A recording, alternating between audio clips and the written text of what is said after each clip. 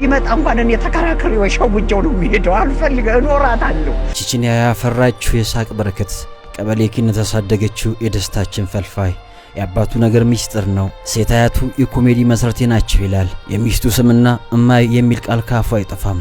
በራሱ ቀለም ከተፍ ያለ የዘጠናዎቹ ቅመም በኢትዮጵያ የኮሜዲ እድገት የራሱን መልክ ይዞ ብቅ ያለ ከብዙ ልፋት በኋላ ወደ እውቅና የመጣው በጥበብ የታሸው ጥበበኛ ጥርሱ መለያው ነች። ፈጠራው ይደንቃል። ምንም ነገር ወደ ሳቅ የመቀየር አቅሙ ብዙዎችን ያስገርማል። የዴክና የዲቪዲ ዘመን የዘጠናዎቹ ትውልድ የሳቅ ምንጭ ትዝታና ጨዋታ በሚለው የመጀመሪያ ስራው ብቅ ያለ በስራዎቹ በሳቅና በቀልድ የህዝቡን አኗኗር አሳይቷል። በገጸ ባህሪያቶቹ ብድር ልማዱ ነው።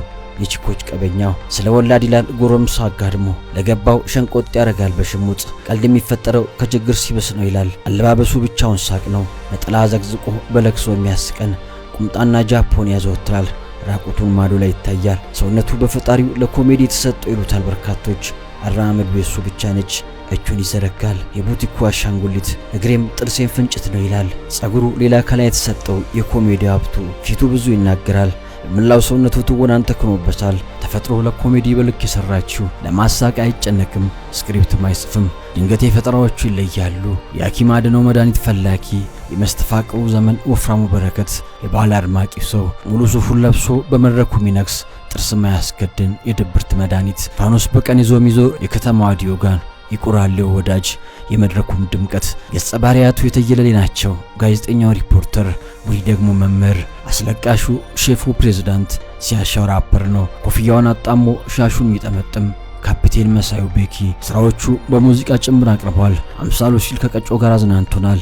ክራር አንጋቹ ዜማኛ፣ አስጨፋሪው ዲጄ ያውልስ ክስታው የሚኪ ጎንደረኛው ክሊፕ አድማቂ እልልታው ልዩ ነች። የትም ውስጥ ቢገባ ማጣፈጫ ቅመም ጣም የሚሰጥ ጨው ነው። ቢቀዳ ተቀርቶ የማያልቅ የሳቅ ጅረት ድንገት የፈጠራውስ እማይን እንደ ቅርብ ሰው እናውቃታለን። በራሱና ቤተሰቡ ይቀልዳል። የፈተና ጡጫ፣ የህይወት ዱላ፣ የመኖር ቡጢ በጽናት ያለፈ መንገደኛው ተጓዥ በጎ ስራዎችም ተሳታፊ ነው። በ8100 ግድቡ የኛ ነው ሀገርን ከጫፍ አነቃንቀዋል።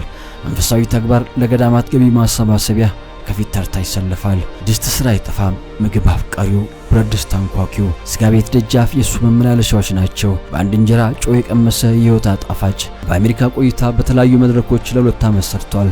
በላስ ቬጋስ ጎዳናዎች ላይ በባንድ ይደንሳል። ጃፖኒ ለባሹ አሳነባሪ ወናተኛ ቅኔ ዘራፊው እንግሊዘኛ ተናጋሪ የሰው ፍቅር ያለው መንገድ ላይ ህፃናት ያልፉትም መድረክ ላይ ሲጠራ ጭብጨባ ይጎላል። በቤቶች ድራማ ተጋባዥ ተዋናይ ነበር። የባህል አድማቂው ጋዜጠኞች እሱን መጠየቅ ፈተናቸው ነው። በሳቅ ኢንተርቪውን ያቋረጡት ብዙዎች ናቸው። ከሱ ጋር መስራት እድለኝነት ነው ትላለች ፍልቅልቋ አይደን። ካቻምና ፋሲካ አብሬው ነበርኩኝ። የባህል ድምቀት ነው። እኔም ምስክር ነኝ። እውነቱን አውርቼ ያልሆነልኝም ደግሞ ምለዋሽ ነው ይላል በአባይ ቲቪ በዋሾ እንደ ፕሮግራሙ ጥያቄዎቹ ፈታኝ በያይ ይላል። በፍቅር ጓደኞቹ ሲጠራ በፕሮግራሞቹ ማልጣል የሚያደርጋቸው ዝግጅቱ ተወዳጅ እንዲሆን አድርጓል። ህመም ከሩቅ የሚፈራው ሰው የሳቅ ሐኪማችን በተራው ሐኪም ይፈልጋል። ዘወትር ባዶ ዓመቱ ከቤተሰቡ ጋር ቤቱን የሚያደምቀው ገበያ ወጥቶ ዶሮ የሚገዛው እጅኛው ፋሲካ ጽዋ ከኔ ይለፋለ። በቤታችን ሪሞት ቻናል ስንቀይር በዓል የማይጠፋው ሽንኩርት ከትፎ ጥብስ ጠብሶ የሚያበላው ፍልፍሉ ይህን አውደ ዓመት ይለፈኛል ይመስላል።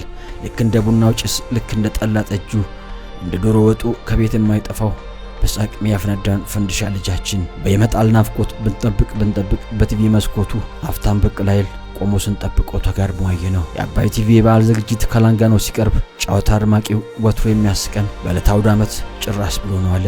በአሸዋማ ሜዳ በመረብ ኳስ ግጥሚያ በምሽቱ ድባብ በሳዳር ጨዋታ የወዳጅ ሳቅ ጎልቶ በምሽቱ ሲታይ እሱ በዚያን ጊዜ በስትሬቸር ሆኖ ለካስ እዚያ ነበር። አዝማሪው ሲሞዝቅ መሲንቆውን ታጥቆ ግጥሙ ከአባይ ወንዝ እየላቀ ተቀበል ሲባል እሱ ከሆስፒታል መርፌ ይቀበል ነበር።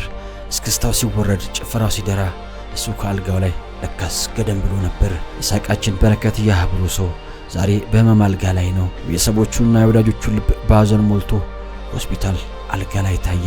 የሳቅ ምንጩ መድረክ የማይበቃው ያቺ ዳንሱ ጠፍታ መቆምም መቀመጥም አይችልም። አሁን በጠባቡ አልጋ ላይ ነው።